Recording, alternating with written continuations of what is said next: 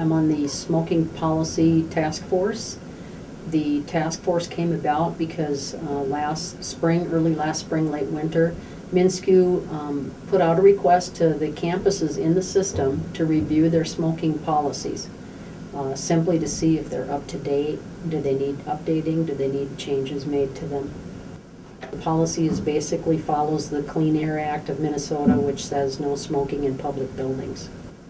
Per our charge, what we hope to accomplish is to get the community and the campus staff, students, faculty, people that touch this campus, people that visit the campus, to understand what our policy is, current policy, and to give us feedback about whether or not they like the policy the way it is, or if they want to see changes made to it. The current smoking problem on campus, I'm not a big fan of. I don't like seeing all the buds around on the ground. I'm actually allergic to cigarette smoke, so it doesn't really help when people are blowing it in my face all the time, and it's just kind of gross. I don't think other people should have to inhale the smoke if we don't want to. We choose not to smoke for a reason. This is something we really don't want to know we really don't want to know about you here. We have to write recommendations for you.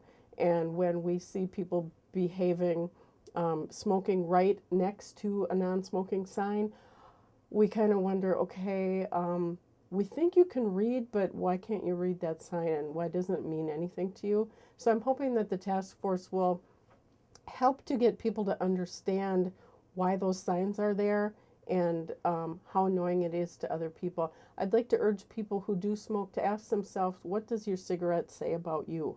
I think that the policy of smoking not inside buildings is obviously correct. But I think that if smoking on campus is a big deal to non-smokers, then we should have designated areas around each building, not just by the library, where smokers can smoke, and that the smokers shouldn't be ruining it for everyone else by leaving cigarette butts everywhere. I like the policy as it is. It's not really enforced, the designated smoking areas, which is nice.